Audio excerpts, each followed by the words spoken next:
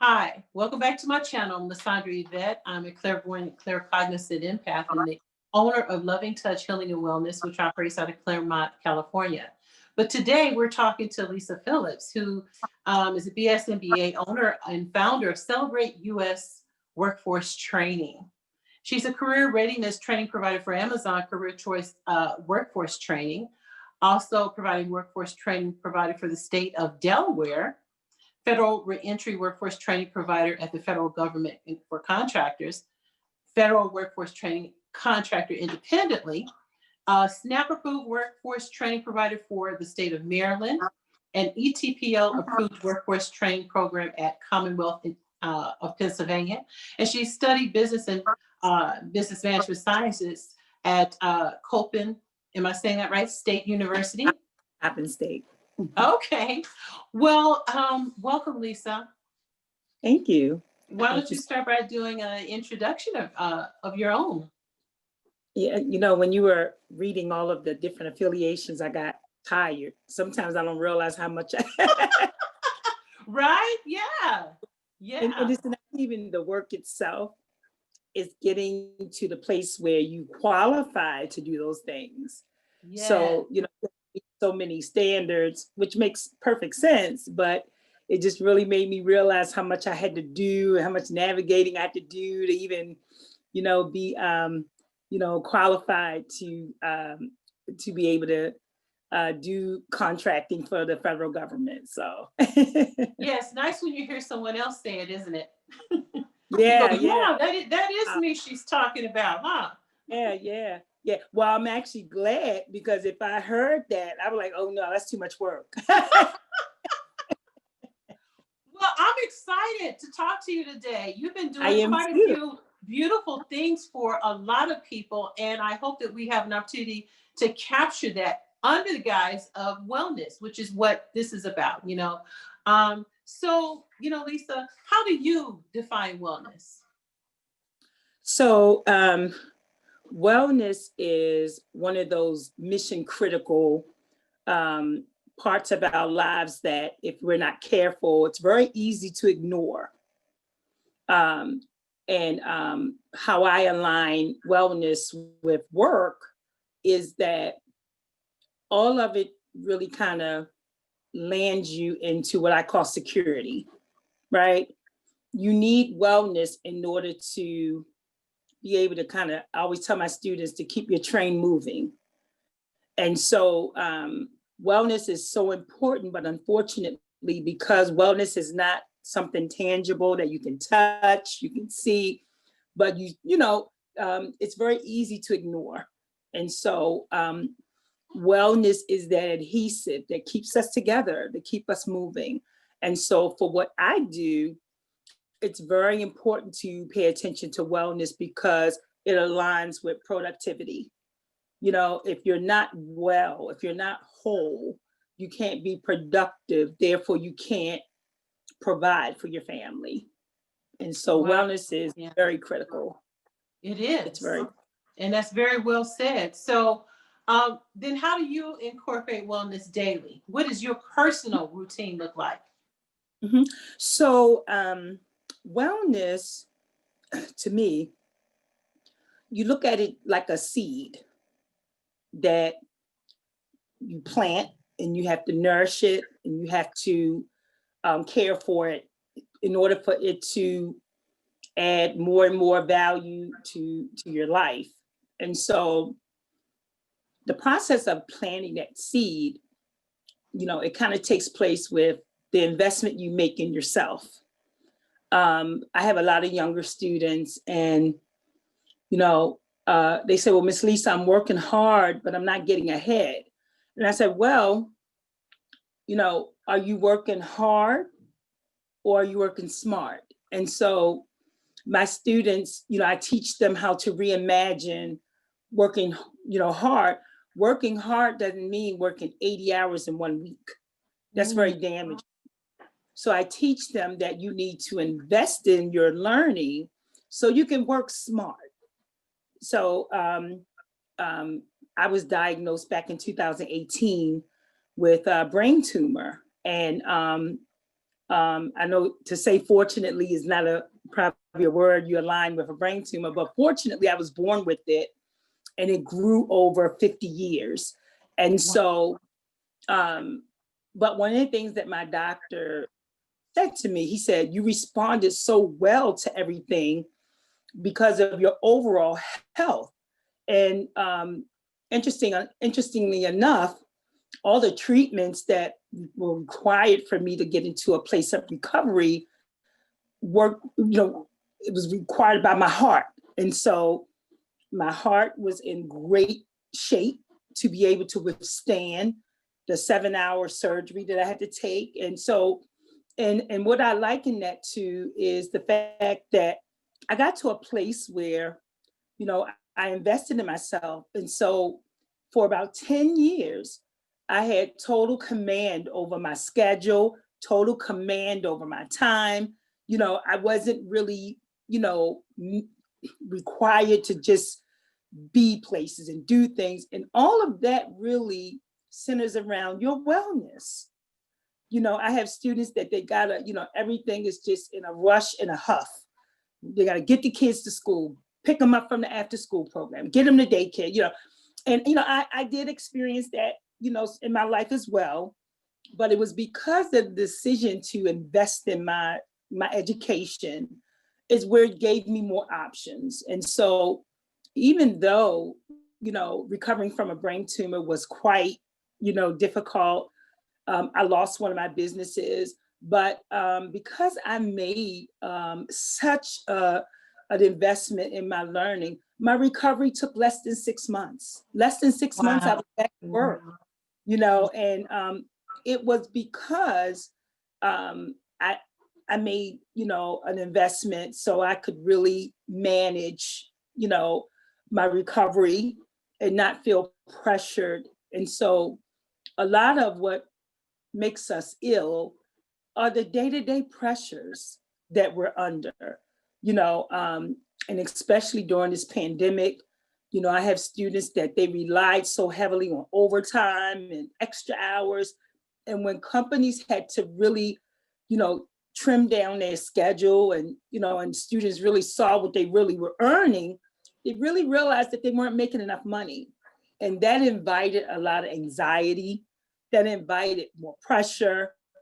And what I tell my students is your mindset and your what you're capable of are two things that you really, really have to focus on, which will help develop your wellness routine, and so your body is not made to work 80 hours a week.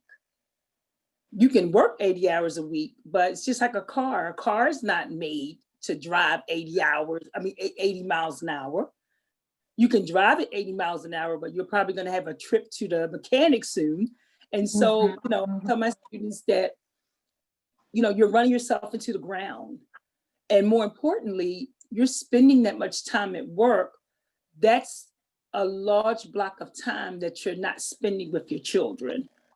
And so that's going to create problems down the line. And so we're gonna get into that part. It sounds like you're leading into one of the later questions of advice for women of color. But I want to go back to something that important that you mentioned that I find really beautiful is when you were talking about the seed. And why it's beautiful to me is because Spirit spoke to me specifically about seeds being planted, and that He is the one who puts all the elements and causes it to grow and to nourish it and brings it forth in its own season. So, it's a cohesive relationship between the spiritual element as well as you taking the effort to recognize that there is a seed that is being nourished and working together. That's really important. I thought that was really just profound that you brought that up. That's something that's been ringing true to me for the past couple of years in different discussions. So let me ask you this.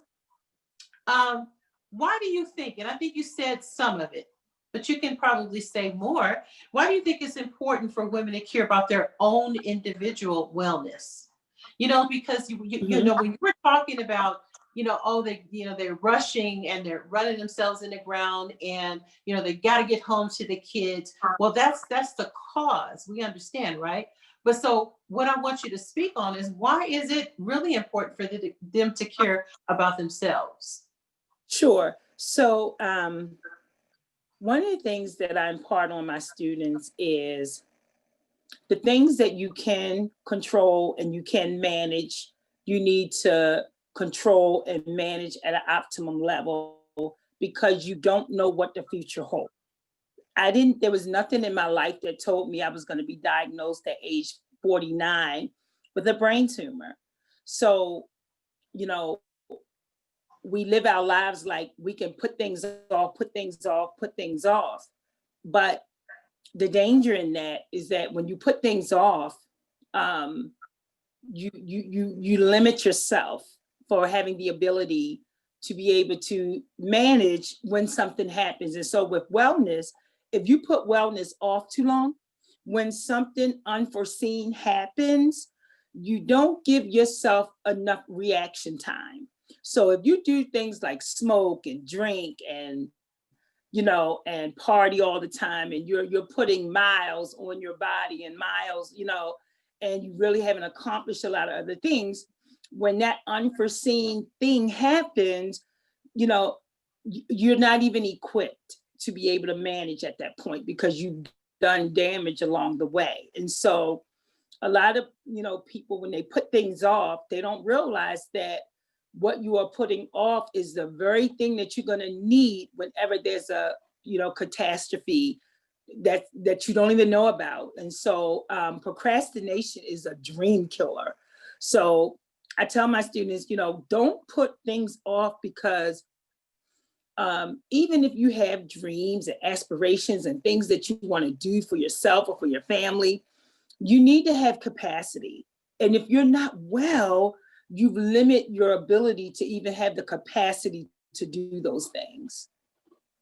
I like how you're wording that, because you're equating it into such a language that anybody can understand. When you're talking about capacity, I imagine like a cup, or like you mentioned, the car, being able to do 80 miles an hour, but you don't tax it constantly at Right. that rate. That is very, very good. I like that so much. So when you're speaking to them, do you have individual suggestions on how they can hone that in to take care of themselves? Do you mention meditation? Do you, mention some type of physical activity or anything like that?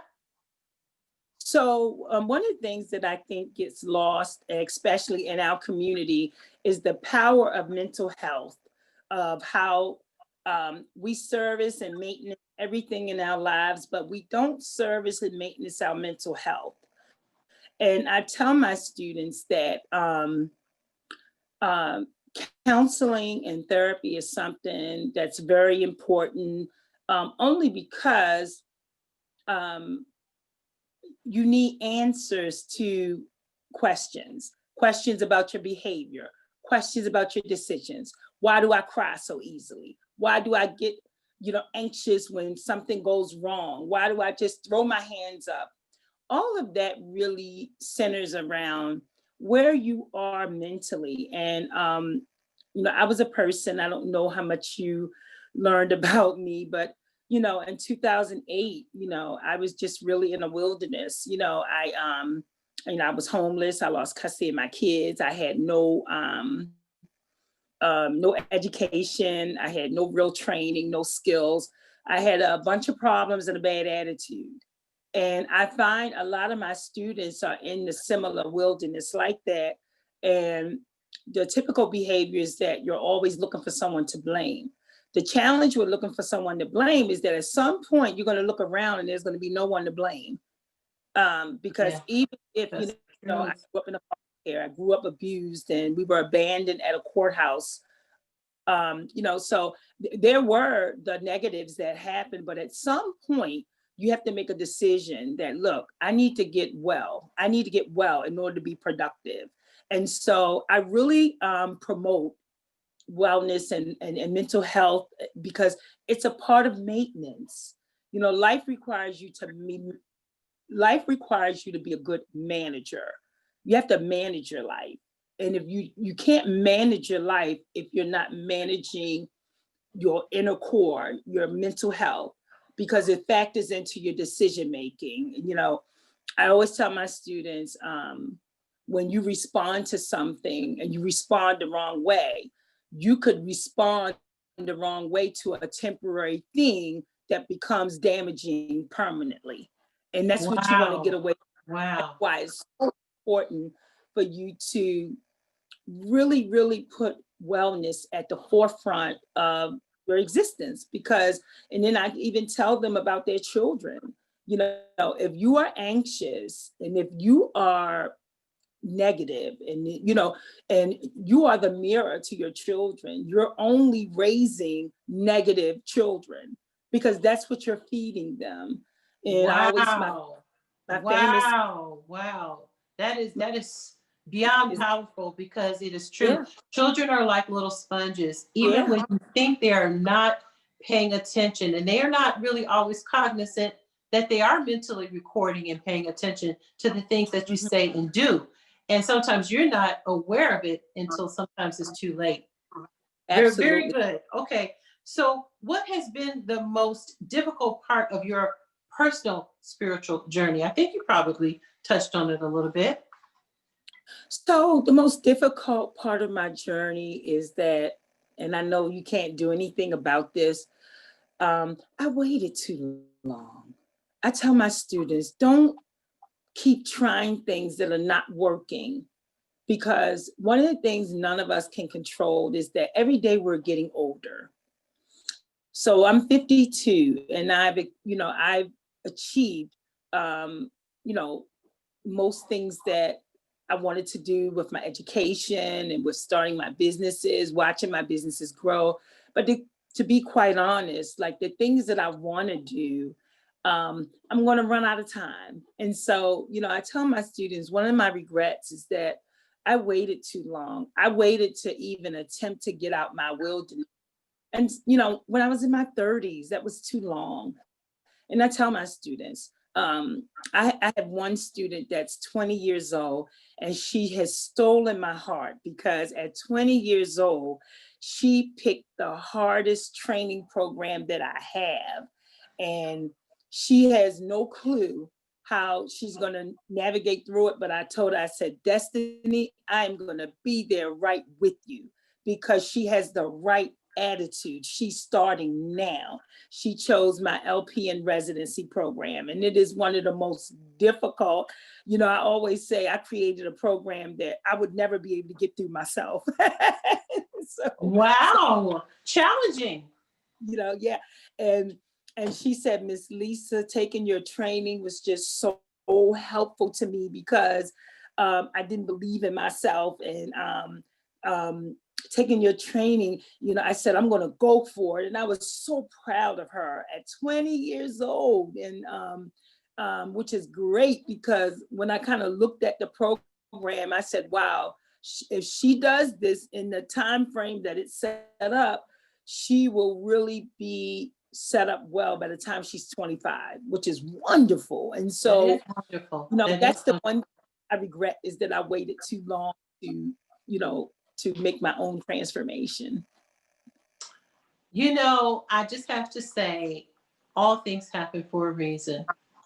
Yeah. And you know, they say hindsight is 2020. They also say youth is wasted on the young. There's a Yeah. whole bunch of those old parables because had we known then what we know now. Oh, So yeah. I clearly understand, you know, what you're saying as far as getting the locomotive going sooner, Yeah. how much more impactful. But I do have to say, Lisa, you are a force to be reckoned with. So please don't dim your own light by saying you wish you could have started sooner. I understand that personal goal. Maybe you're being a little bit too tough on yourself. You mentioned your age. Well, I am going to be 64. Okay. Oh, wow. You're So so it's just beautiful. a matter of perspective. And yeah, you know, we can look at all of that and how things unfolded. But look at how many lives you're touching. Yeah. And that, you You're know, making such a significant difference. And I have to also say, no one really listens to you till you get up in age anyway. Well, this is true. So if had you even started in your 20s trying to Yeah, tell people what God has blessed you with this knowledge, they would not have taken you seriously. So all things happen for a reason. I agree. I All agree. right. So now, what new and different things have you had to do in 2020? Well, now we're in 2021, right? And I ask that question because it's different for everybody.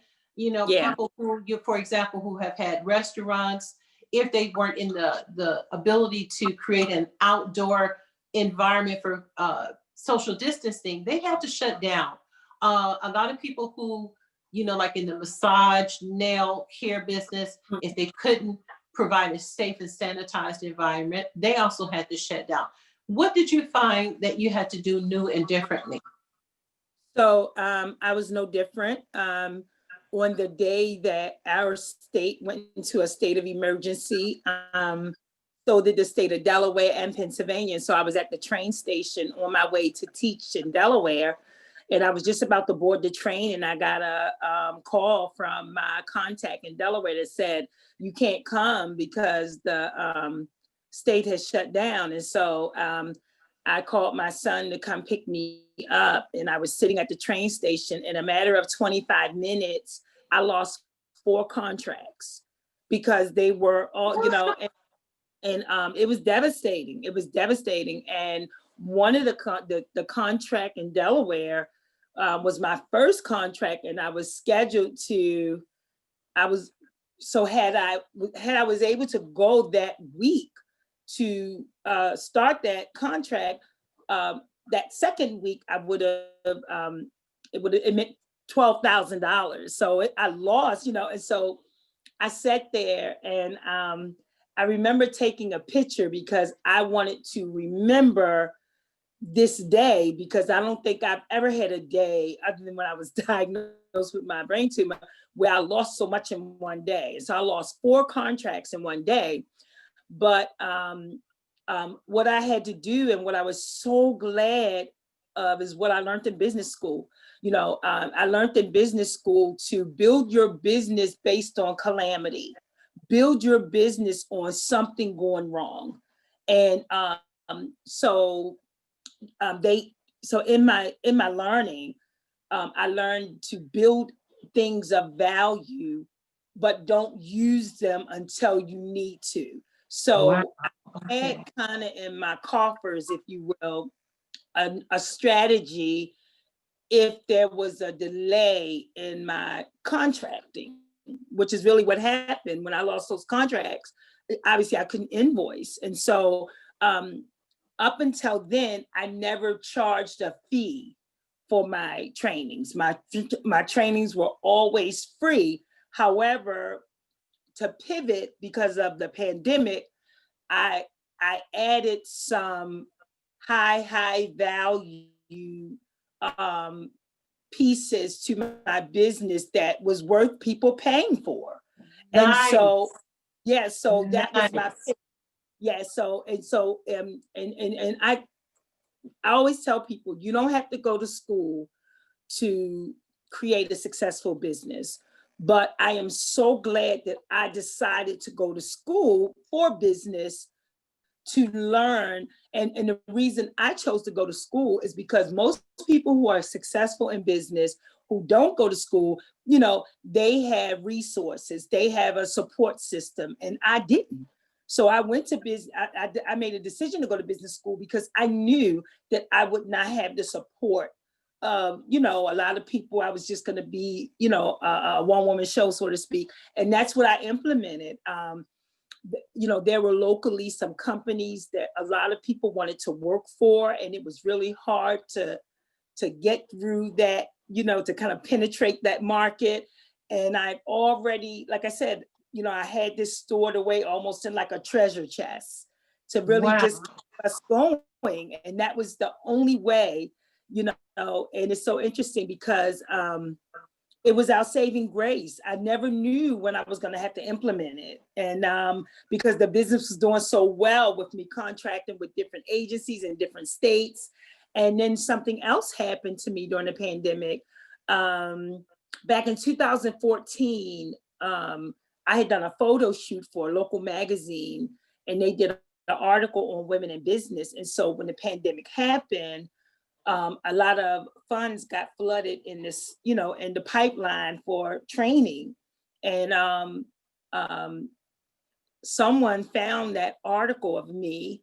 It was an article called "The Top 20 Women Who Moved Maryland."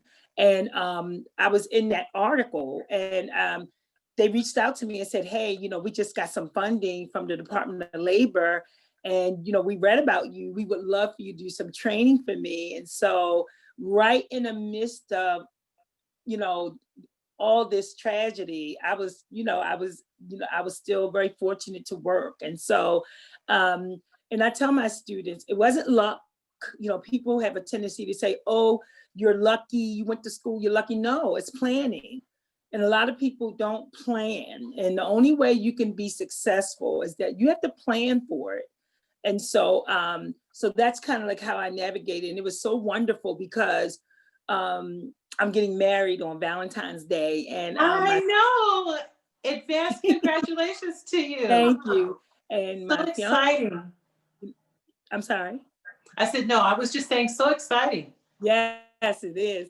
And his business kind of went a little topsy-turvy during COVID. And I was so happy because he did so much to help me to get on my feet with my business. It was so nice that I could now take the mantle and be able to help the family because he did it for so long. And so, yeah, but we all had to pivot. But I was just so glad that I learned about business through school, and I've even been able to, help my school. I'm a very, very large donor in my world. That's awesome. And you know what? There are a lot of households where things are switching up as far as roles. I mean, and maybe that's a good, so that we're just not leaning unfairly on one side more than the other. And, we kind of need to be a little bit more gender neutral when it comes to that. It doesn't matter who's bringing in the income as long as the boat's still floating. But you know what? Even the story that you just shared is just showing that you reap the benefit of seeds that you planted early on. Yep, So that's it is right. true, like you said, you reap what you sow, and you didn't know when you had to activate those things, but you planned. No. You planned well, and you planned ahead. And if I understand you correctly, it was your education, your choice in taking up business in college that made you decide to put those things away, that thought, that plan, so that in such a time as this, all you simply had to do was activate it. That is fantastic. Yep. That's fantastic. Okay, so what are some of the things that you do to inspire yourself or to inspire others? I think you said some of it, but what is the main thing that you find that you go to when you're trying to inspire someone to say that is probably just can't find their way? So one of the things that I do, and I help my students to understand how we get ourselves into trouble. And one of the factors on how people get themselves in trouble is with quote unquote boredom. And I explain to my students that if you are bored, you are not working on anything.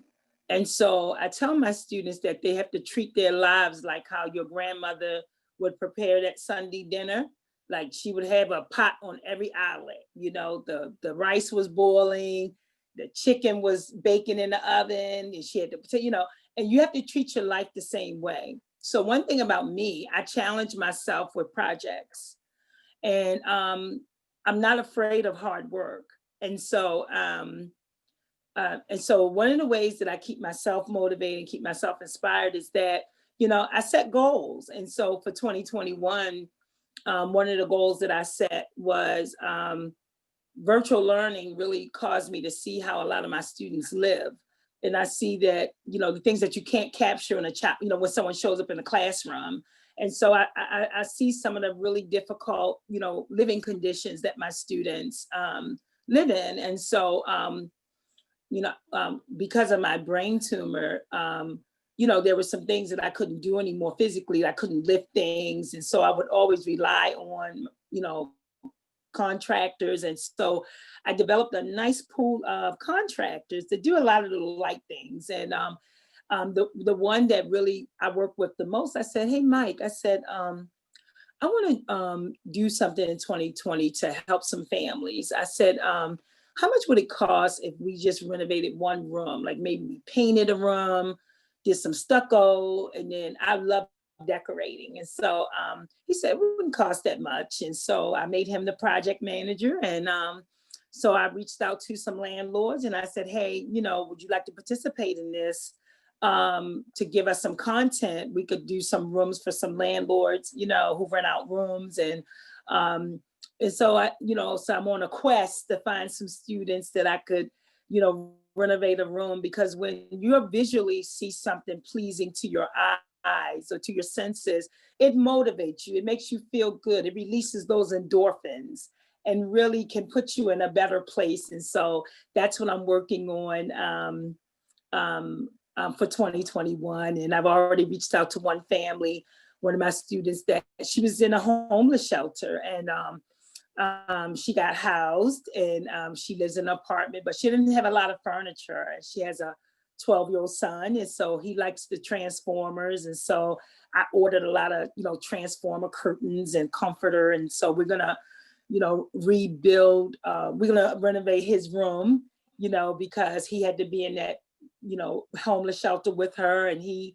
you know, she said that he took care of his little sister, and he, you know, he was well behaved in that environment. And so I also, education is everything to me. So I purchased a 2-week academic camp for him. So he'll go to camp. Nice. And so, you know, I can't do everything. None of us can do everything, but we all can do something. And so that's my contribution. And then we just elected a new mayor. He's young, and I'm really good friends with one of his friends. And I sent her a message and I said, I didn't vote for your mayor because I live in a county, and but let him know that I'm going to help the citizens of, you know, Baltimore City, one family at a time, and let them know that because government can't do it alone. Government That's needs true.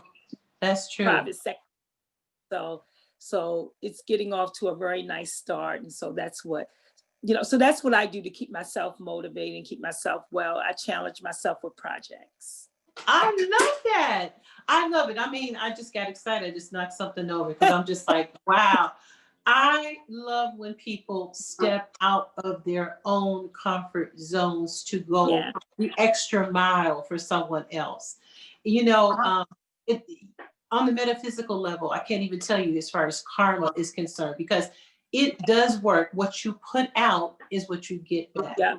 So Yeah. the more you put out, the more you get back. So I'm not going to be surprised when you actually blow it out of the water for 2021, because you continue to plant those seeds. Okay, so let me ask you this. Have you ever struggled with depression or anxiety? So I never struggled with depression or anxiety, but I was diagnosed with having, and it's so interesting that you bring this up because it has everything to do with why my company is named what it's named. So I was diagnosed with personality disorder, and I had a personality. The way my therapist, who was wonderful, the way she explained it is that a personality disorder happens when Excuse me, keep going. when you are a child, and there's something that creates a gaping hole in your development. Okay. And so she said, with me, I had never been celebrated in my life. And so you know, I never had a birthday party. I never had, you know, married at the courthouse with my first marriage. I never had, I got stood up at my prom. And so what happens is those phenomenons that happen in your life really molds and shape how you see yourself. So I never felt good enough. And so that led to making bad decisions, that led to, you know, inviting people in your life that mean you no good and cause you even more problems. And so when I went to counseling, that's what we were working on. And it's so interesting because I said, so can you be cured of this? She said, sure, you just need to develop. That's why my workforce training program is a development program, because I had to develop myself. You have a lot of people who the calendar depicts their age, but their development depicts a whole nother age. And so I had to develop, and the most dangerous person is a person that is underdeveloped, but is at a certain age. And so that's where I found myself. And it caused me a lot of, havoc in my life. And I was actually surprised when she said that I didn't suffer from depression or didn't suffer from anxiety, because it felt like it, but it's not. It's just this need to just please everybody, for people to like me, and oh, just love me, please love me. And that becomes so dangerous. And I see it in so many of my students. I see it in so many of my students, and the students are actually relieved that they learn. Now, certainly I'm not diagnosing anybody, but when I share my own challenges, and they come to me privately and say, Miss Lisa, I'm the same way, and I'm really a proponent of wellness and a proponent of, mental health, because so many people who were put in charge of taking care of us failed us, and so when you are, Absolutely. so I look at myself, I look at part of my children's lives where I failed them because I didn't know, and so it's so interesting. And so in therapy, my therapist told me, she said, I want you to come up with a hobby. She said, right now, all you see is your brokenness, but you don't see your beauty. So I want you to come up with a hobby where you see something in pieces, and on the other side of it is beauty. And so I tried cooking, baking, sewing, and it didn't really resonate with me. And one day, one of my coworkers came in with a gift basket, and it was beautiful. And I had never seen a gift basket. I mean, I saw like Easter baskets, but that's what I really equated gift baskets with. And it was a St. Patrick's Day gift basket. And I said, wow, that's beautiful. I said, you made that? She said, yeah. And so after work, she would teach me how to make those. And it was so funny because she did it like a very casual hobby. I turned it into a business, and because I was in business school. And Nice. it's so, and she reached out to me on Facebook. She said, did I see you on TV this morning making a gift basket? I said, yeah, they call me the gift basket lady. And so I took that and ran with it. And I had been on TV about 9 or 10 times doing gift basket demonstrations, and people would place orders, and it was wonderful. And it was so therapeutic, because if you've ever made a gift basket, it's a bunch of people. I have. Yeah, And so I agree with you. As you were yeah, saying it, I was thinking that was probably therapy for her, because, yeah, any form of yeah. art expression can be therapeutic, whatever it is. Sure. So that is a form of, creating, Yeah. and designing, sometimes so much so you might want to keep it for yourself. Yeah, but Because you can that's start Celebrate Us. making so many nice things into it. Yeah, but that's where the name Celebrate Us came from. Okay. Because I had never been celebrated in my life, and I said, well, I'm going to start a business. So Celebrate Us is 3 businesses. I celebrate families with gift baskets. I celebrate families with events and parties, and then I celebrate families with work. Because it's a celebration. That is so phenomenal what you Yeah. have shared. And I appreciate your transparency and speaking from the heart, because that is what lends people to trust and know that you're coming from a place of experience. You're not Yeah. just coming from a place of just telling them about an aspect in their life that you have no knowledge about. And Yeah. in theory, you can propose so many different things, but when you're speaking from personal experience. That holds so much weight. So that And is it eliminates absolutely shame. It eliminates beautiful. shame. We Yes, live with so much yes. unnecessary shame, And you it's know. true. It's Yeah, true what your yeah, therapist said about, needing to, even though you didn't have it, you were deprived, is to yeah, create those moments now. As you talked about, developmentally, it appears that you're behind, but it doesn't matter because we need to nourish the little girl, the child in us that did not have that moment so that we can be, bloom and fruition into the woman that we are, as far as our numerical age tells us that we are. yeah. You hit the nail on the head. There are so many women who are walking around who are still that 13-year-old that may Sure, have had absolutely. They're that broke. 12-year-old who never was Yeah, heard, their voice never, was recognized, even in a moment of trauma. They got yes, silenced for whatever reason. And in your case, like you said, sure. never celebrate. That is so huge. And I'm glad you told me that that's where the name came from. So I'm sure it's much more impactful for Yeah, that's you to have a where it came from. business named Yeah, after what you're overcoming. Lisa, yeah. you are winning my heart here, girl. You are Yeah, winning my heart. yeah. Okay, so when you went through that period, let me ask, Uh-huh. how long did it take you when you were going, to get your therapy to come out of that to where you felt whole, well, and balanced and like yourself? How long did that take? So in 2008, it was so riveting. I ran into a classmate that I used to help her with her homework, um, I was the one that helped her study for tests. And I ran into her in 2008, and we were both 38 years old. And she asked me what I was doing, and I asked her what she was doing, and what she was doing compared to me. It stopped me dead in my tracks that I had not done anything to reach my potential. So can you imagine someone that you help them study, and you help them get through a class, and then you end up on the far, far shorter end of the stick because of your choices. And so evidently she had a great support system because she went to school, and she went to school right out of high school, went and got a bachelor's and a master's. And so she had a very, very good career. And I had nothing. And so I tell my students, at some point, you're going to look like your decisions. You could talk to someone for 5 minutes and tell if they've made good decisions in their lives. If you talk to someone and say, okay, where do you live? Where do you work? What do you do? You can talk to them for 5 minutes, and you can summarize whether or not and at that point in my life, I had nothing.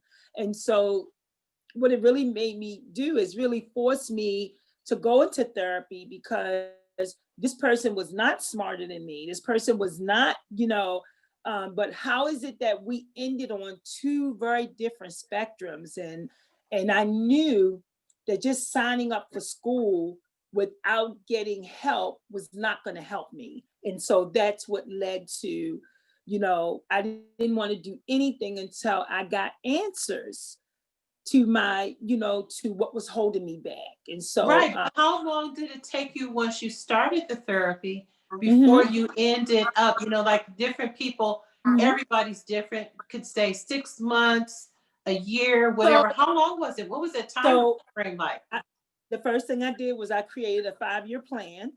And the Okay. second thing I did, I accepted that it was going to be hard, that it's going to take long. And so the first thing I did was I signed up for a medical billing and coding training, which is what I now teach students how to do. And that took about 16 weeks. And so I really didn't get my stride, as they say, until I started working. I got that first good job, working in a great hospital system that invests in their employees, and I was able to start school. But it started with a plan. So I would say it's to see real fruit took 5 years. You know, Wow, amazing. Well, yeah. congratulations. Thank I you. like the fact that you're not saying that it's an overnight process. Nothing No. about what you're promoting says that it is. And that explains also to me why you're upfront saying you got to be willing to do the work. hard work. Work. Yeah. And so, Yeah. you know, in a society where we want instant gratification, it's really hard to get people to anchor in and invest in themselves. So I like that even in your own life, you realize looking forward, you made a 5-year plan. You didn't put additional stress on yourself to say the No. solution is overnight, because many of our answers are not overnight. It does take time No. for things to come to fruition. Well, You know, the very, thing very, is, very you good. gotta undo things before you build it back up. So I had to undo thinking and undo processes and systems in order to build new ones. And so the work is in what you undo. It's always harder to undo something than to build something. So Well, that's where the how do you find healing and balance right now? You know, like what are some of your personal modalities? Like I understand the business side of it, but what is Lisa's mental routine look like when she's thinking about wellness? so I'm very fortunate. Um, I work 2 weeks and then I take 2 weeks off. And so, it's almost like once a month I take a 2 week, sabbatical. Because so I still have a very, very small brain tumor. So I have to really Okay, manage. okay, I get it. Right. Yeah. So Oh and wow. very fortunate. I'm very fortunate that, um, and I learned this in business school as well. I was able to standardize my business so that in each state that I do contracting, it looks the same. So I'm not navigating and doing anything too different. And also, what has helped in that standardization is that the companies that hire my students, I've found companies that hire students, they have a presence in each state that I do business in. So I just let those relationships carry to each state. The reason why that's important is because, like I said, success is about management. And because of how my business was set up, I can't do too many different things. When you do too many different things, it becomes harder and harder to manage. So, what I do the same way I recruit in Delaware and Pennsylvania, I recruit in Maryland. The same employers I work with in Maryland, I work with in Delaware and Pennsylvania. So, standardizing my business really helps me because the only thing that's different are the people. So I just Okay. recruit, students, but the model is the same, so Yeah, I get it. But what I'm hearing above and beyond how you find the balance for yourself is that you take a 2-week sabbatical. I yeah, use that word sometimes too. Some people don't even know what that is. But you yeah, know, so did I hear you correctly to say once a month you're fortunate enough to take a 2-week sabbatical? yes, because What a blessing. What a oh, blessing. it's beyond that, it's beyond a blessing. But like I tell my students, that didn't magically happen. I had to build to that. And I had to, so I always tell, people say, oh, you're so lucky. No, I'm not lucky. You weren't around when I was building. And so um, one of the things that my students learn is value. How you build value is what I teach. Because, for example, the value that I built in my graduate program allowed me, so my university sponsors my program, which means that I get to run my programming. So everything is virtual right now, but before COVID, I ran it at the University of Baltimore. I have a classroom. I have access to the lab, the library, and it's no. I have a 100% sponsorship, which means that 90% of my profit, 90% of what I take in, I get to keep. So that allows me a cushion that I'm not, working, working, working, working. So if I do a training, and that's, I have something called operating excellence, and it's 5 principles. And I implement those daily, and I use those in my work life as well as in my personal life, and it has helped me to build such value that now there's almost like a fight between Maryland and Delaware. Delaware is trying to pull me from Maryland, and it's wonderful. I just got a contract renewed from Delaware, and they doubled my contract. And so that gives me a cushion so that I can take 2 weeks off a month. And that keeps me balanced, that keeps me, grounded, planted. And, it helps to prepare me for being a wife, because it's nice that you work hard, but if what's left of you is a shell of a woman, what's left for your spouse? What's left for your husband? And I didn't want that. So I positioned myself so that, we bought an air fryer for Christmas, and we've just had so much fun discovering how to use it. And we do these date nights where we cooking in the kitchen. And the only way I'm able to do that is because I get to work, and then I get to have a nice cushion. And he said, I've never met a woman that, hangs around and lay around all day, but you keep making more money. Because you are doing it across the levels. That's a wise person. That's a wise person. And I like that. Okay.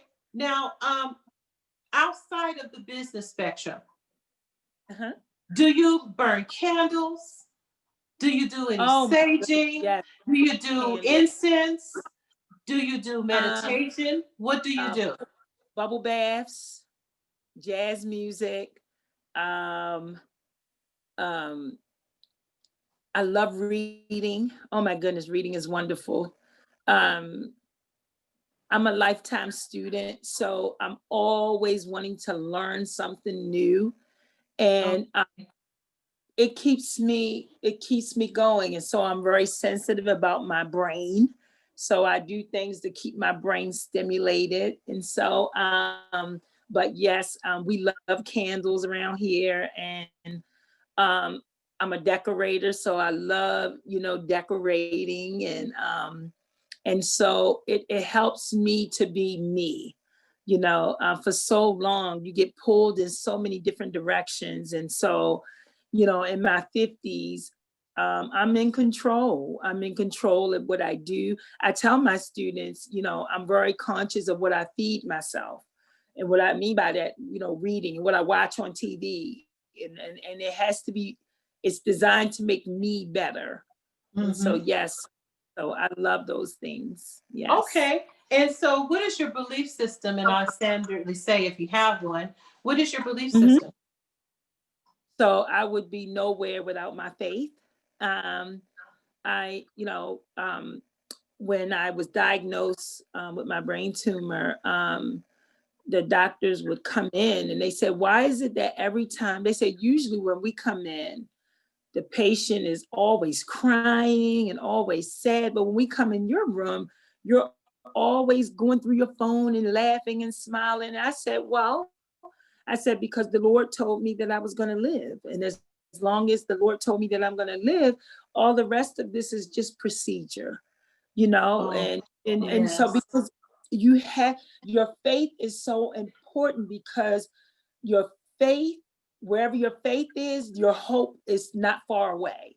So even if you get discouraged, and don't get me wrong, I've been disappointed, and I've lost things, and I've experienced a lot of, setbacks, but my faith keeps me so grounded that I always have something to look forward to. So, like I said, when I lost a strong faith, yes. Yeah. And so where do you see yourself in 5 years then, Lisa? So in 5 years, once again, they teach us how to build something to sell it. So I hope to Celeebrate Us. I have this wonderful opportunity with Amazon. I'm so excited and nervous at the same time. I tell my students, if you're not nervous, it's not big enough.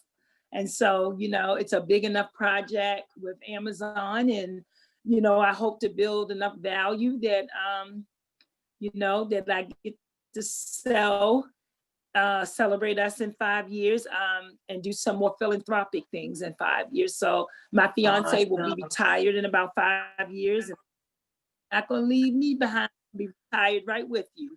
And so I'm And gonna work in one hard. short paragraph, because we're nearing the end of our interview, what are the lasting wise words of wisdom would you leave for women of color? Lead with kindness. Oh, Everything you do, lead with kindness. You know, if you lead with kindness, then you won't be accusatory. You won't be paranoid. You won't think that somebody's after you. Lead with kindness. oh, so beautiful. Yes. For me, I say the heart chakra. You know, if the heart chakra Yes. is open, we allow for spirit to move and to connect. All Yeah. right. This has been Thank you awesome so and much. fantastic. Wonderful. I mean, Thank I'm just so pleased with everything that you've shared. you. I want to thank you for taking the time out your busy schedule to sit with me and to share not only words of wisdom, that sage wisdom that dynamic women of color can bring to the table, but your own transparent personal experience. Thank you so much for that. Now, this is the point in the interview where you get to plug yourself. Tell folks how they can get in touch with you. Okay, wonderful. So I'm on IG, Instagram at Celebrate Us. It's spelled with a CELEEBRATEUS. Celebrate Us with an extra E because I do extra for my students and my employer. And I'm on LinkedIn as Lisa Phillips, and Facebook, and Celebrate Us Workforce Training. And so I'll see you on social. Oh, thank you so much. And for those who subscribe to my channel, I thank you. If not, click the button below. And Lisa, I will plug your information in the paragraph that describes this video. But I want to say to you, I wish you the most happiest wedding moving forward. Enjoy. Enjoy yourself and take your time in the journey. And until the next time we connect, as always, Thank you. namaste. Yes, yes. Thank you so much for thinking about me. You're welcome. Have a good day. You too. Bye-bye.